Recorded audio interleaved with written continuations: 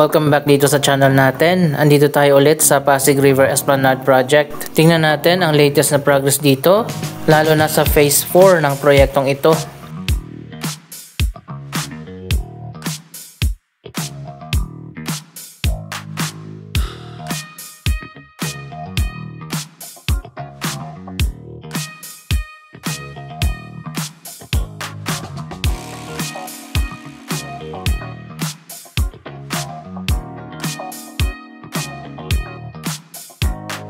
Ito na ngayong na-renovate na Plaza Mexico.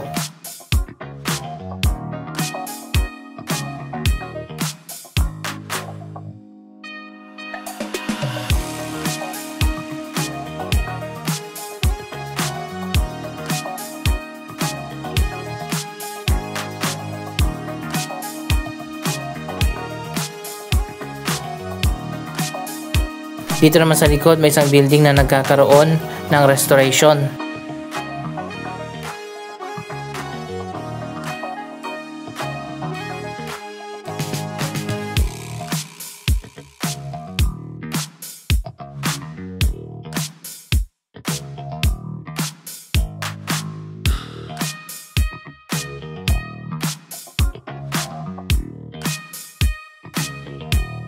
Ito na nga yung permanente na location ng isa sa mga food market. Dito yan sa baba ng Binondo Intramuros Bridge.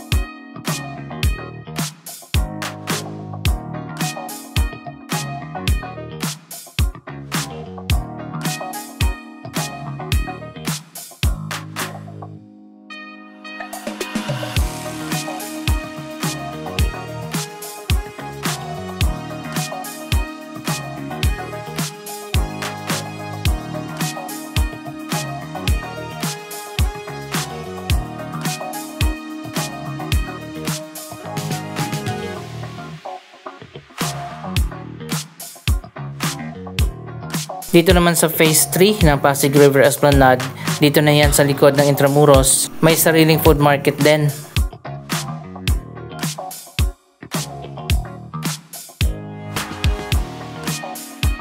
Marami ding choices ng iba't ibang mga pagkain dito.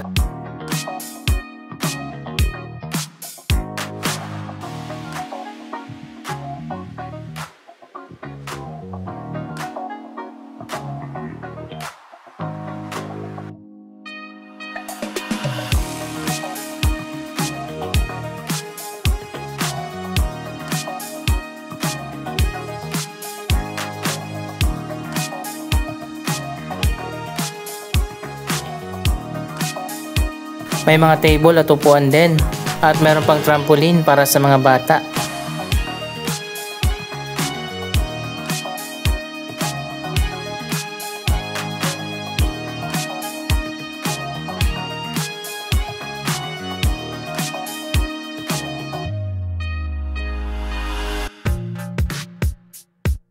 Ang ganda ng view dito, oh, tingnan nyo. Napaka-progresibo na kasi dyan sa kabila sa Binondo. Marami ng iba't ibang mga projects ang itinatayo dyan. Mga bagong condominium at office building. Meron pa pala dito sa kabila, marami pang pagkain. Mas mahaba yung food market dito, marami kasing tao dito sa gabi.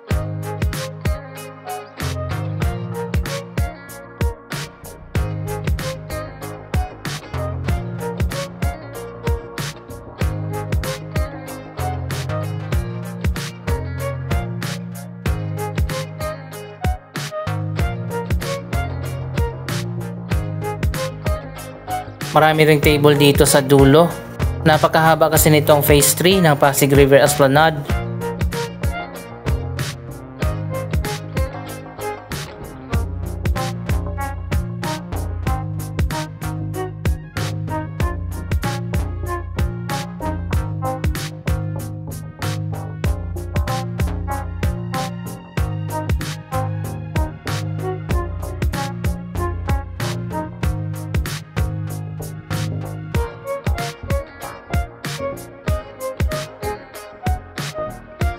Connected din ang Phase 3 ng Pasig River Esplanade sa Intramuros Riverside Walkway.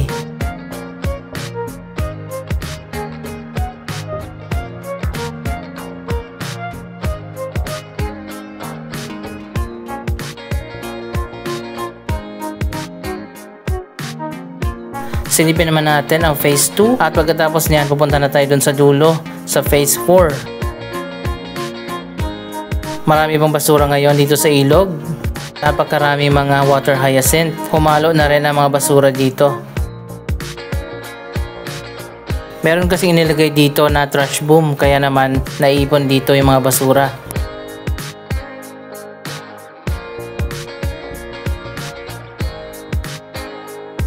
Dito naman sa ilalim ng tulay, meron din mga food outlets.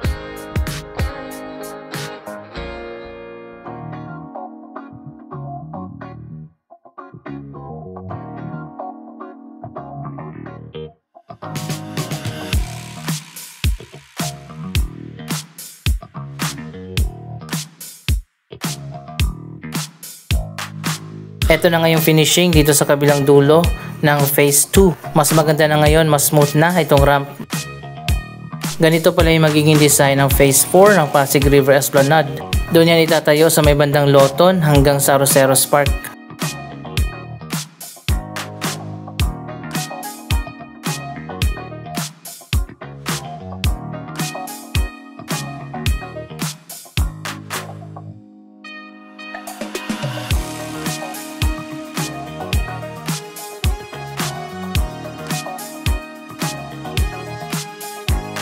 Dito sa taas sa viewing deck, ibinalik din ang pwesto ng mga vendors.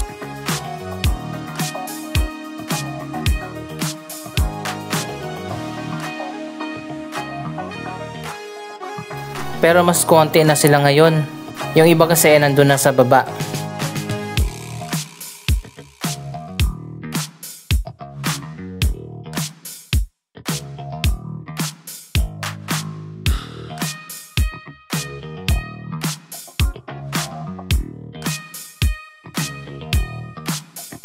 Natapos na ang restoration sa isang building dyan sa may eskolta. Sana naman itong El Hogar building ang isunod nila.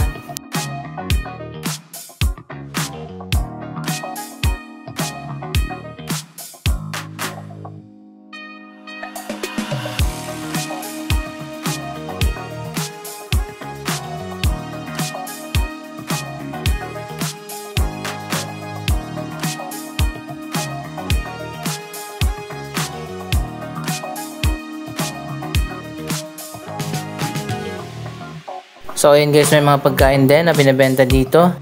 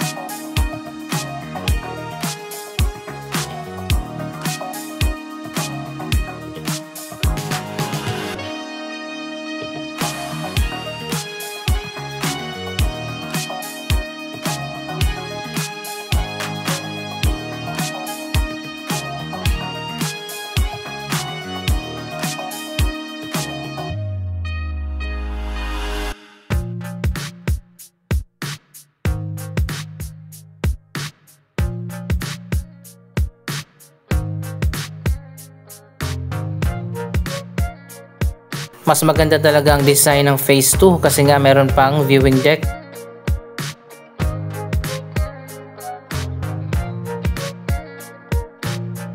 Dito naman sa baba ang mga commercial space. Marami din dito ang mga cafe. Pagandahan na ngayon ang pwesto ng mga food outlets. Yung iba sa gabi pa nagbubukas.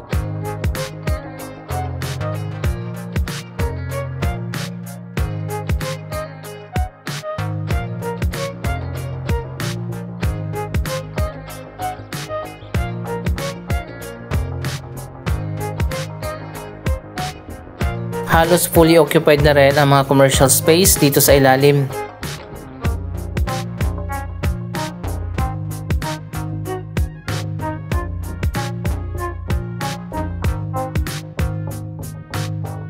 May restroom din dito.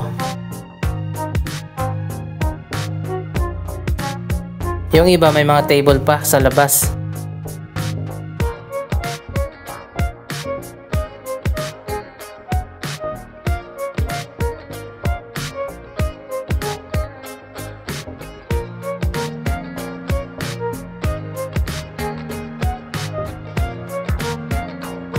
Sa gabi kasi maraming tao dito talaga, kaya mabenta yung iba't iba mga food outlets. May souvenir shop pa dito.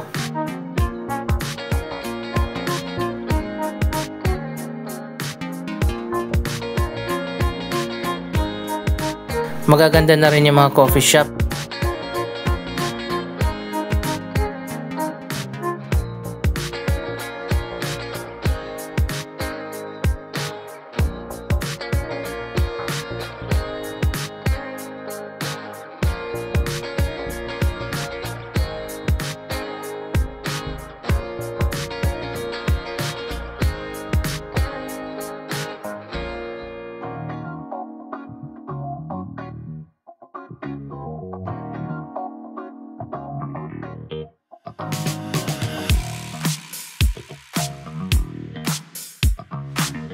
Finally, natapos na rin talaga ang Phase 2. Ngayon naman puntahan natin ang ginagawa na Phase 4.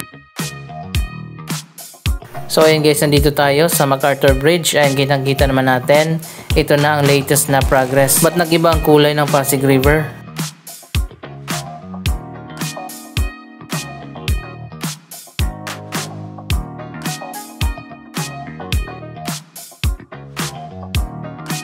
So ayun guys, may nailagay na mga baluster sa gilid ng platform.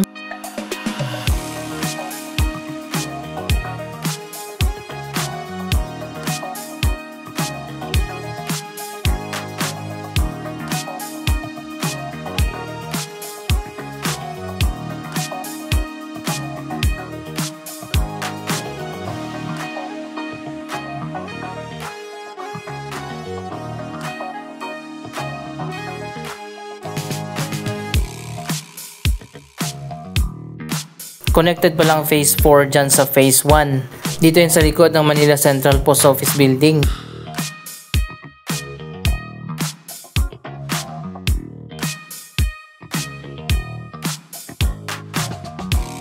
Magkakaroon din pala ng ramp dito sa gilid.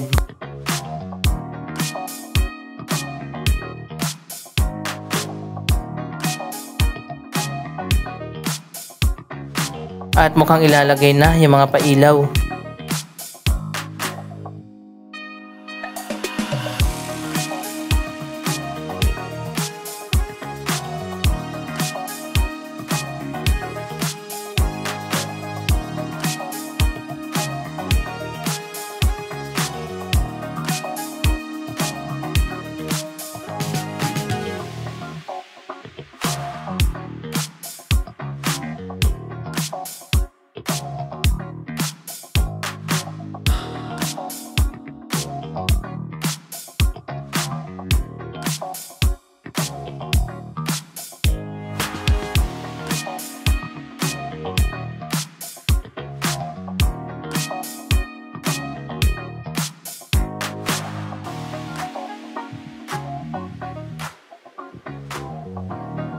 Dito naman sa kabila, ayan, sinisimulan na magtayo ng mga poste.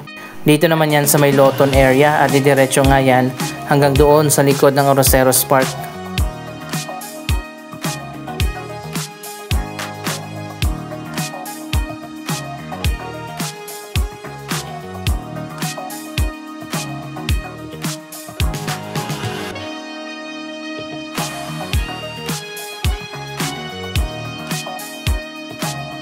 Magkakaroon din ng bagong Riverside Park dito.